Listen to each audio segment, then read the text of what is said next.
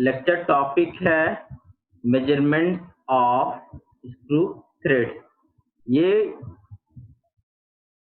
Topic आपके metrology quality control unit 2 का part है। तो इस लेक्चर में हम पढ़ेंगे जो थ्रेड होता है, थ्रेड के क्या नोमेनक्लेचर्स होते हैं, उनके नेमिंग कैसे हम इसको किस तरह से बोलते हैं, ठीक है, और उनको हम लोग कौन से इंस्ट्रूमेंट से मेजर करेंगे, ये आगे के टॉपिक में पढ़ेंगे। ठीक है, तो आप बेसिकली देखोगे कि जो मार्केट में आप नट एंड बोल्ट देखे होंगे, ठीक है, या कहीं भी जनरली कोई शॉप में आप नट एंड बोल्ट जनरली सबके घर पे भी होता है, आप कहीं ना कहीं से इसका यूज करते हो। तो इसका यूज हम कहीं दो पार्ट को जोड़ने के लिए करते हैं, तो एक तरह का ये फास्टनर की तरह काम करता है। ठीक है, तो हम उसमें देखेंगे जो थ्रेड्स होता है। ठीक है, तो थ्रेड कौन सा थ्रेड्स होता है, कभी कभी आप देखोगे वी थ्रेड का होता है, कभी कभी स्क्वायर थ्रेड का होता है। तो उसी के बारे में आज हम डिस्कस करने जा रहे हैं।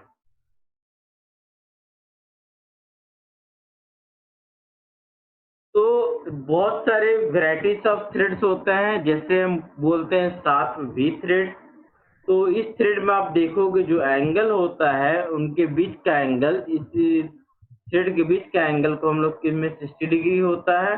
तो ये सब जो थ्रेड्स है, sharp we threads, with worth threads, buttress threads, square thread या एक्मी थ्रेड या वार्म थ्रेड, जनरली ये थ्रेड्स आपका बेसिकली दो तरह का थ्रेड्स होता है, एक वी थ्रेड्स और दूसरा स्क्वायर थ्रेड्स। तो ये दो थ्रेड्स देखोगे, स्क्वायर थ्रेड और वी थ्रेड्स का ये डिफरेंट डिफरेंट पार्ट्स है। तो इन सब थ्रेड्स में आप देखोगे कि इसमें डिफरेंट डिफरेंट इंक्लूडेड एंगल्स होता है, डिफरेंट डिफरेंट पिच वैल्यूज होता है। ठीक है, तो बेसिकली एक डायमीटर का ये अपना अपना नॉमिनल डायमीटर का अपना अपना एक थ्रेड का डिजाइन है। ठीक है, तो आज हम इसी टॉपिक से पढ़ेंगे। ये जो थ्रेड्स है, इसे हम किसी पिच बोलेंगे, किसी इंक्लूडेड एंगल बोलेंगे, किसी फ्लैंक बोलेंगे। ठीक है, तो ये सब जो थ्रेड्स जो अभी है, ये हम इसका इस्तेमाल डिफरेंट डिफरेंट एप्लीकेशंस में करते हैं।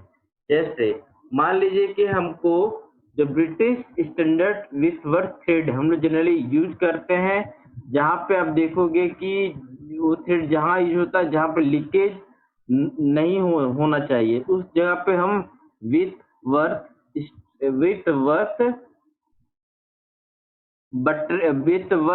थ्रेड यूज करते हैं। ठीक है, ये British standard with worth thread हम इसका इस्तेमाल करते हैं। ठीक है, तो जनरली इसके बीच का एंगल 55 डिग्री होता है। इस तरह थ्रेड हम यूज करते हैं, तो वहां पे लीकेज नहीं होता है। ठीक है, जहाँ स्क्वायर थ्रेड वहां पे यूज करते हैं जहां हमें पावर ट्रांसमिशन करना हो। ठीक है, जैसे कोई बॉडी को लिफ्ट करना होता है तो जनरली स्क्वायर थ्रेड पे जाते हैं। तो ये सब जो थ्रेड से इसका अपना डिफरेंट डिफरेंट एप्लीकेशन के हिसाब से ये सब थ्रेड को डेवलप किया गया। तो आज हम स्क्रू थ्रेड्स के बारे में पढ़ने जा रहे हैं। वो पढ़ने जा रहे हैं कि किसे का नोमेनक्लेचर क्या होता है, किसे हम नट बोलेंगे, किसे हम बोल्ट बोलेंगे। ठीक है, तो बेसिकली हम एक नट बोल्ट देखोगे, तो बोल्ट पे जो थ्रेड बना हुआ होता है वो एक्सटर्नल सरफेस पे बना होता है। ठीक है, तो बेसिकली जो थ्रेड का डेफिनेशन क्या होता है, as per American Society of tool and manufacturing engineer ने एक अपना जो थ्रेड का डेफिनेशन दिया, screw thread is the helical ridge produced by forming a continuous helical groove of uniform section on the external or internal surface of cylinder। मतलब ये जो बोल रहा है कि कोई भी आप सिलिंड्रिकल बार हो या रॉड हो, उस पे हम कंटिन्यूसली हेलिकल ग्रुप काटते हैं। ठीक है, या इधर एक्सटर्नल काट रहे हैं या इंटरनल काट रहे हैं, तो उससे जो फॉर्म होगा उसे हम क्या बोलेंगे, स्क्रू थ्रेड। तो ये थ्रेड्स आपका जो एक्सटर्नल काटेंगे उससे हम क्या बोलेंगे, बोल्ट बोलेंगे, और जो हम इंटरनल पे काटेंगे उसे हम नट बोलेंगे, ठीक है। तो इसी के बारे में आज हमको पढ़ना है, स्क्रू थ्रेड्स के नोमेनक्लेचर्स के बारे में। तो अब आते हैं टर्मिनोलॉजी, ठीक है। तो बेसिकली इसपे जो थ्रेड्स होता है उसे हम क्या बोल्ट से बोलेंगे, जिसमें थ्रेड हमें एक्सटर्नल साइड पे होगा उसे हम क्या बोलेंगे, बोल्ट बोलेंगे। और जिसके इंटरनल पे जो थ्रेड होगा हम उसे क्या बोलेंगे, नट बोलेंगे। तो ये मेरा क्या हुआ, बोल्ट हुआ, और ये मेरा क्या कहलाया, नट कहलाया, ठीक है। तो अब इसके हम पार्ट्स पे बात करते हैं, डिफरेंट डिफरेंट से नोमेनक्लेचर क्या होते हैं वो बात करते हैं। तो सबसे पहले आप जो मार्केट में कोई भी डायमीटर का जो सिलिंड्रिकल होता है उसको हम लोग जो डायमीटर बोलते हैं उसको बोलते हैं नॉमिनल डायमीटर, ठीक है। इस डायमीटर को हम लोग क्या बोलेंगे, नॉमिनल डायमीटर। तो ये डायमीटर जो आप मार्केट में जाओगे तो बोलोगे कि 10 mm का नॉमिनल डायमीटर का हमको थ्रेड दीजिए, तो उसके हिसाब से वो थ्रेड का देगा, ठीक है। फिर आप उसको बोलेंगे थ्रेड का हमको इतना लेंथ का थ्रेड चाहिए, तो इस तरह का हम लोग मार्केट में अवेलेबल होता है।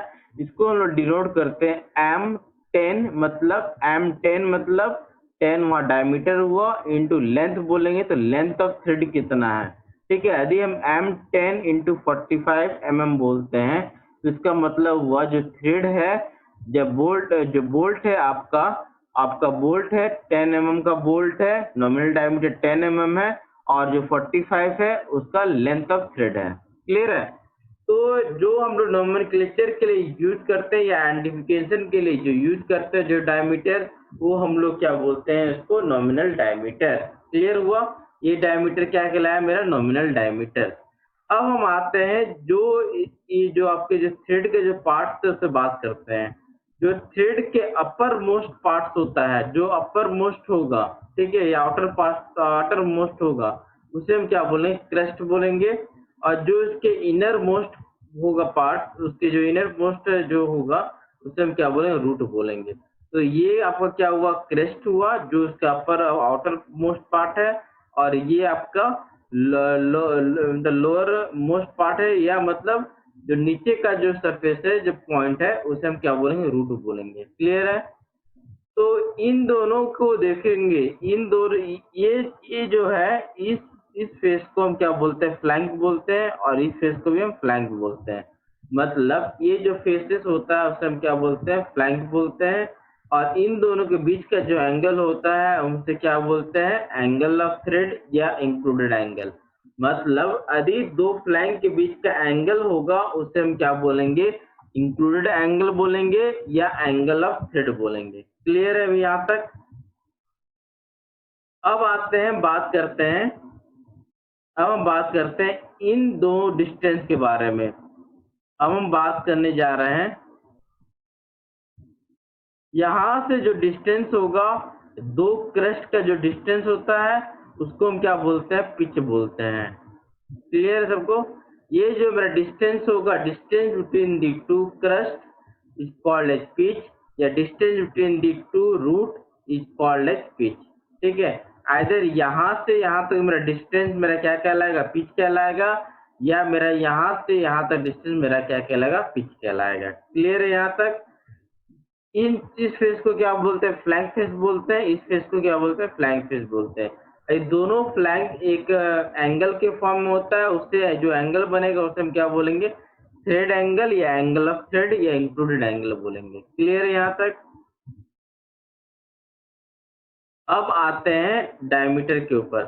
तो जनरली क्या होता है, हम लोग एक जो तुम आपका आपका एक जो आउटर मोस्ट पार्ट है, ठीक है, outer most part both side होता है, यहाँ से यहाँ तक जो आउटर मोस्ट पार्ट है, आउटर मोस्ट जो पार्ट है वहां से यहाँ तक जो डायमीटर होगा उसे हम क्या बोलेंगे, मेजर डायमीटर, ठीक है। जो यहाँ से जो आउटर का जो डायमीटर होगा, जो आउटर मोस्ट जो क्रस्ट का जो डायमीटर होगा, यहाँ से यहाँ तक डायमीटर, वो क्या कहलाएगा, कब मेजर डायमीटर कहलाएगा। और जो रूट का जो डायमीटर होगा, यहाँ से लेके यहाँ तक का जो डायमीटर होगा, तो जो डायमीटर होगा लाइन का, उसको क्या बोलेंगे, माइनर डायमीटर। अब आते हैं पिच डायमीटर क्या होता है। तो एक एक इमेजिनरी लाइन होता है ये इमेजिनरी लाइन उस समय वहां ड्रॉ करते हैं जो आपका थ्रेड जो थ्रेड का जो विड्थ होता है, यहाँ का आप देखोगे थ्रेड का जो विड्थ है, यहाँ का जो विड्थ है और स्पेस का जो विड्थ है, दोनों सेम होना चाहिए। तो उससे हम जो इमेजिनरी लाइन को ड्रॉ करते हैं उसे हम क्या बोलते हैं, पिच लाइन बोलते हैं। और उस पिच लाइन से जो आपका डायमीटर क्रिएट होता है उसे हम क्या बोलते हैं, पिच डायमीटर बोलते हैं। क्लियर है?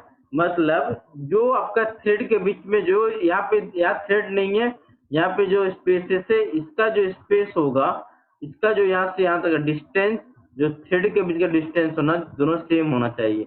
उससे हम जो कुछ लाइन ड्रॉ करते हैं उस लाइन को इमेजिनरी लाइन ड्रॉ करते हैं। इस पे जो लाइन होगा उसे हम पिच लाइन बोलेंगे।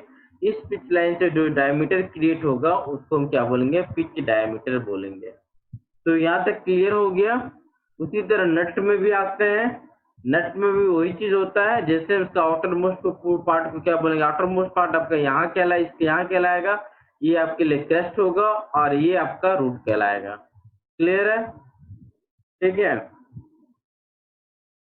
अब हम इसको इस फिगर से समझते हैं। ठीक है, तो जनरली हम बोल्ट में देखते हैं जो थ्रेड होता है आपका एक्सटर्नल थ्रेड्स होता है, और नट में जो थ्रेड्स होता है वो इंटरनल थ्रेड्स होता है।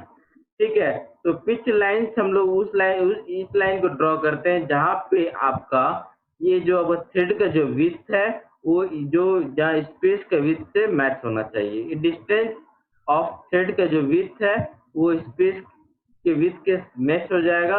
उससे हम जो लाइन ड्रॉ करते हैं उसे हम क्या बोलते हैं, पिच लाइन बोलते हैं। ठीक है, और इससे जो डायमीटर क्रिएट होता है उससे हम क्या बोलते हैं, पिच डायमीटर बोलते हैं। ठीक है, इस थ्रेड के बीच में एक एक्सिस ऑफ थ्रेड्स होता है, मतलब सेंटर लाइन हम देते हैं, उसे हम क्या बोलेंगे, एक्सिस ऑफ थ्रेड बोलेंगे। ठीक है, अब इस फिगर में आपको दिख रहा होगा ये जो थ्रेड है, जो दो क्रस्ट के डिस्टेंस को क्या बोलते हैं, पिच बोलते हैं, या क्रस्ट के डिस्टेंस को हम पिच बोलेंगे, या रूट के डिस्टेंस को हम क्या बोलेंगे, टू रूट के डिस्टेंस को भी हम पिच बोल सकते हैं। ठीक है, तो ये आपका इससे जो आपका जो आउटर मोस्ट पार्ट से आपको जो डायमीटर क्रिएट होता है उसे मेजर डायमीटर बोलते हैं। जो आपका रूट से जो आपका रूट लाइन से आपका जो डायमीटर क्रिएट होता है उसे हम क्या बोलते हैं, माइनर डायमीटर बोलते हैं। और पिच लाइन से जो आउटर मोस्ट पार्ट होगा उसका डिस्टेंस को हम क्या बोलते हैं, एडेंडम बोलते हैं, एडेंडम सर्किल भी बोलते हैं। और पिच लाइन से आपका जो रूट का जो डिस्टेंस होगा उसको हम क्या बोलते हैं, रिडंडम बोलते हैं। तो ये सब क्या हुआ, आपके स्क्रू थ्रेड टर्मिनोलॉजी के बारे में बात कर रहे हैं। ठीक है, यहाँ तक सभी को क्लियर हो गया होगा। तो अब हम बात करते हैं उसे फॉर्म में। तो पहला आता है फॉर्म ऑफ थ्रेड्स। तो आपका शेप कैसा है, ठीक है, कैसा फॉर्म है, तो ये बताता है का शेप कैसा है, या काउंटर का जो शेप है वो वन कंप्लीट थ्रेड का कैसा है। ठीक है, तो जनरली BSW या ब्रिटिश स्टैंडर्ड विथवर्थ या अमेरिकन स्टैंडर्ड या बट्रेस थ्रेड या एक्मी थ्रेड। तो इसका जो थ्रेड का जो स्लोप होगा वो डिफरेंट डिफरेंट शेप्स का होता है। ठीक है, तो ये फॉर्म्स ऑफ थ्रेड कहलाता है। एक्सिस ऑफ थ्रेड क्या कहलाएगा, जो आपका सेंटर लाइन होगा, मतलब इमेजिनरी लाइन, हम लोग जो इमेजिनरी लाइन ड्रॉ करते हैं लॉन्गिट्यूडनली, मतलब through the centre of screw. मतलब हम ये जो लाइन ड्रॉ कर रहे हैं, ये जो लाइन मेरा एक्सिस ऑफ थ्रेड कहलाएगा। हम इसके सेंटर पे एक सेंटर लाइन ड्रॉ कर रहे हैं लॉन्गिट्यूडनली, इस लाइन को हम क्या बोलेंगे, एक्सिस ऑफ थ्रेड। ठीक है, तो अब आते हैं एंगल ऑफ थ्रेड। तो एंगल ऑफ थ्रेड क्या होता है, angle between the flank of a thread is called as angle of thread. तो अभी हम देखे थे, हम जो बताए थे आपको, ये आपको ये दो फ्लैंक होता है, ये जो फ्लैंक होता है मेरा, ये फ्लैंक है मेरा, ये मेरा फ्लैंक है, फ्लैंक फेस है, और ये मेरा फ्लैंक फेस है। इन दोनों के बीच के एंगल को हम क्या बोलेंगे, एंगल ऑफ थ्रेड्स बोलेंगे या इंक्लूडेड एंगल बोलेंगे। क्लियर है सबको? तो अब एक आता है फ्लैंक एंगल। तो फ्लैंक एंगल क्या होता है, flank angle, angle formed between A flank of a thread and the perpendicular to the axis of the thread। मतलब ये जो एंगल होगा, जो फ्लैंक हो लेते हैं, इसके जो कोई भी सरफेस फ्लैंक सरफेस पे हम एक परपेंडिकुलर ड्रॉ करते हैं, ठीक है। परपेंडिकुलर ड्रॉ किए, ऐसे करके ड्रॉ किए, जो एंगल बना उसको हम क्या बोलेंगे, मेरा फ्लैंक एंगल, ठीक है। मतलब ये जो मेरा फेस होगा, इसको हम जो एंगल को बोलेंगे, मतलब परपेंडिकुलर लाइन से फ्लैंक पे जो एंगल फॉर्म होता है उसे हम क्या बोलेंगे, फ्लैंक एंगल। पिच क्या होता है, distance between the two corresponding crest और टू करस्पॉन्डिंग रूट, ठीक है। अब आते हैं लीड के बारे में आते हैं, तो लीड हम उसे बोलेंगे, लीड हम क्या बोलते हैं, यदि हम इस थ्रेड को, इस बोल्ट को हम 0 से लेके 360 डिग्री तक हम उसको रोटेट करते हैं, मतलब यदि हम एक कंप्लीट रोटेट करते हैं, रेवोल्यूशन देते हैं, तो हम देखते हैं कि ये बोल्ट नट के अंदर कितना थ्रेड्स अंदर गया, ठीक है।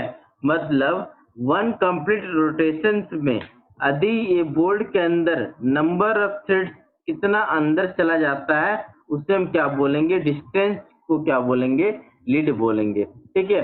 मान लीजिए ये जो थ्रेड है आपका बोल्ट है, आप एक रोटेशन देते हो 0 से लेके 360 में, आप देखते हो कि यहाँ से लेके यहाँ तक थ्रेड अंदर चला गया, तो ये एक थ्रेड हुआ डिस्टेंस, ये डिस्टेंस थ्रेड एक हुआ, तो लीड क्या कहलाएगा, लीड इक्वल टू पिच। इसे हम क्या बोलते हैं, सिंगल स्ट्रैप थ्रेड्स बोलते हैं यहाँ, ठीक है।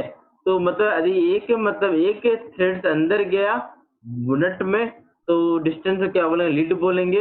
यदि 2 थ्रेड अंदर गया तो हम उसे बोलते हैं डबल स्ट्रैप थ्रेड्स बोलते हैं, मतलब डबल स्ट्रैप लीड्स बोलते हैं, मतलब लीड इक्वल टू 2 पिच के बराबर होगा। मतलब एक रोटेशन में कितना थ्रेड अंदर जा रहा है, तो उस डिस्टेंस को हम क्या बोलेंगे, लीड बोलेंगे, ठीक है। तो उसी को the actual distance moved by the screw when the screw is given 1 complete revolution, ठीक है। तो मेजर डायमीटर क्या होता है, जो आपका आउटर मोस्ट पार्ट होता है जिसको क्रस्ट बोलते हैं, उससे जो डायमीटर जो क्रिएट होता है उसको क्या बोलते हैं, largest diameter of screw threads बोलते हैं, या उसको हम बोलेंगे मेजर डायमीटर। माइनर डायमीटर किसको बोलेंगे, जो आपका रूट से जो आपका डायमीटर जो क्रिएट होगा, या स्मॉलेस्ट डायमीटर होगा स्क्रू ऑफ थ्रेड्स का, उसको क्या बोलेंगे, माइनर डायमीटर।